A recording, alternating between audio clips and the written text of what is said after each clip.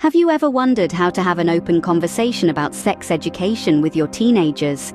It's a topic that can bring about a fair share of blushes and awkward silences, but it's also a fundamental part of life and growing up.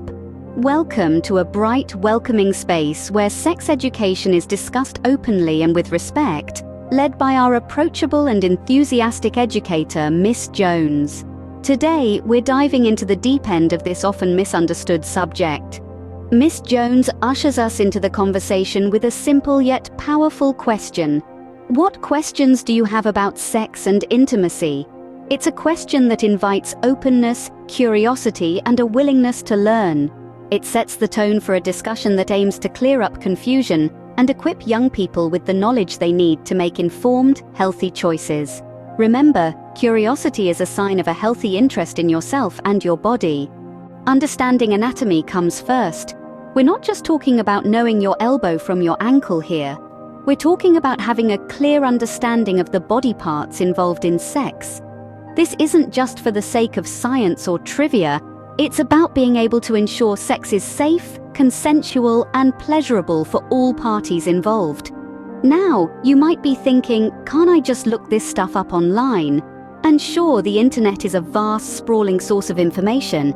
But here's the thing, not all that information is reliable. There's a lot of misinformation out there, and some of it can be downright harmful. That's why it's so important to get your information from trusted sources. Consider this your trusty guide to the human body. We're not here to shock you or make you feel uncomfortable. We're here to provide you with the facts, because when you understand your own body and the bodies of others, you're better equipped to make informed decisions about sex. Understanding anatomy also helps you understand your own desires and responses, as well as those of a potential partner.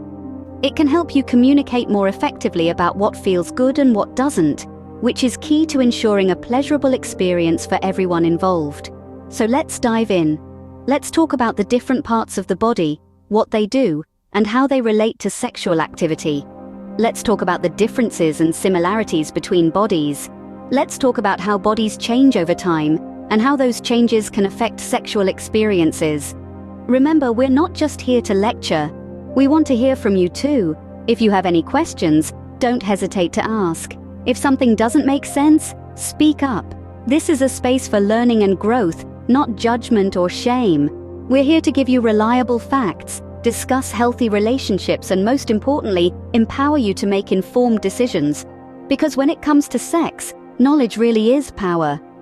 Let's talk about something super important: consent. Now, you might have heard this term thrown around a lot, but what does it really mean? Simply put, consent is a clear, unambiguous, and enthusiastic agreement to engage in a sexual activity. It's not a one-time checkbox, but an ongoing conversation that can be revoked at any time. It's about asking for permission, listening, and respecting the other person's decision. But why is consent so crucial? Well, without it, any sexual activity becomes a violation of a person's autonomy and can lead to serious harm, both physically and emotionally. It's also about creating a culture of respect and equality. Consent isn't about convincing someone to say yes or feeling entitled to someone else's body. It's about acknowledging that everyone has the right to decide what they are comfortable with and respecting those boundaries. And remember, no does not mean convince me. A maybe is not a yes. And silence is most definitely not consent. Now, you might be thinking, this all sounds a bit serious. And you're right, it is serious. But it doesn't have to be scary or awkward. This is where communication comes in. Open, honest conversation about desires, comfort levels, and boundaries can lead to more satisfying and safe sexual experiences. It can strengthen relationships and build trust. And let's be clear, consent is not just a concept for the bedroom. It applies to all aspects of our lives, from hugging a friend to sharing personal information. So, how can you practice consent? Start by asking for permission and listening to the answer. Respect the other person's decision, even if it's not what you were hoping for. And remember, it's okay to change your mind at any time. In conclusion, consent is more than just a word. It's an ongoing conversation, a mutual agreement, and a fundamental part of any healthy relationship. Talking to your partner about your wants, needs, and boundaries is crucial for a satisfying and safe sexual experience. Now, let's talk about protection. It's an essential part of any sexual relationship, whether you're just starting out or have been involved for a while.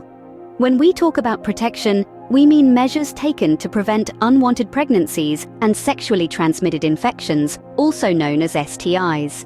There are many different methods of contraception available today, each with their own benefits and considerations.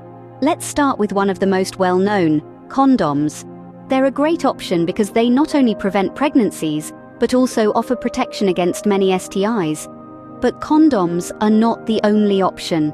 Birth control pills, intrauterine devices, patches, and injections are just a few of the other methods available. Each of these methods works in a unique way to prevent pregnancy, and some also offer other health benefits. However, it's important to remember that aside from condoms, most of these methods do not protect against STIs. That's why it's crucial to consider all aspects of your sexual health and not just pregnancy prevention. Now you might be thinking, isn't it a bit much to worry about all this? But taking precautions like using contraception is not about fostering fear or anxiety. It's about responsibility and care. It's about understanding the potential consequences of sexual activity and making informed choices to protect yourself and your partner. Choosing to use contraception shows that you understand the importance of your sexual health and the health of your partner. It shows that you acknowledge the reality of the potential risks involved in sexual activity and are taking steps to mitigate them. It's a sign of maturity and respect, not just for yourself, but also for your partner.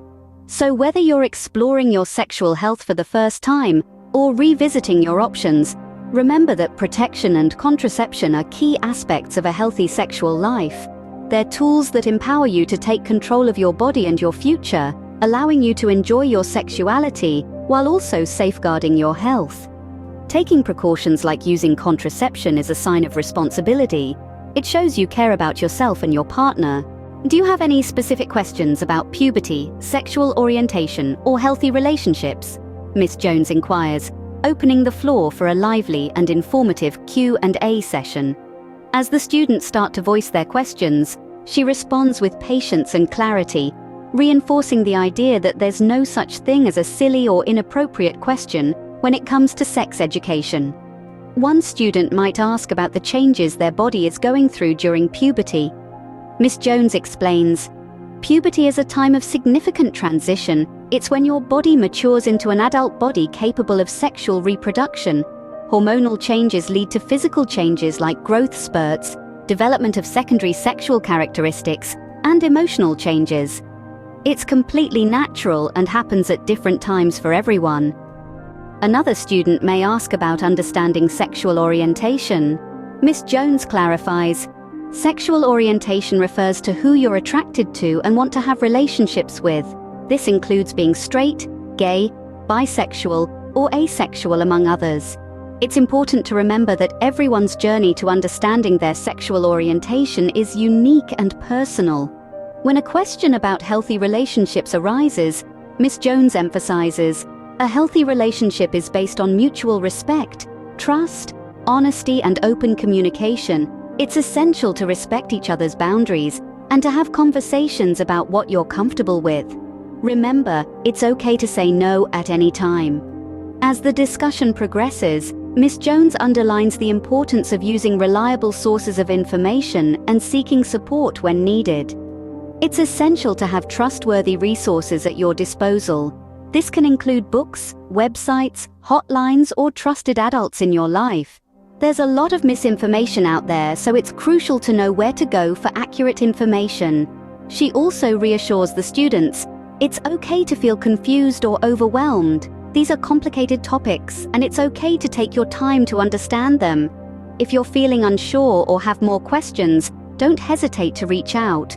There are numerous resources available, and it's okay to seek help. As the session draws to a close, Miss Jones reiterates, remember, there are no bad questions. This is a safe space for learning, asking questions, and discussing your concerns. We're all here to learn, and your questions help everyone gain a better understanding. With that, she wraps up the session saying, "That's a wrap for today's class. I hope you found this discussion helpful. Remember, you're not alone. There are resources available to help you on this journey." This message of support and availability of resources serves as a comforting and empowering conclusion to the session, reassuring the students that they always have a support system to rely on when navigating these complex topics.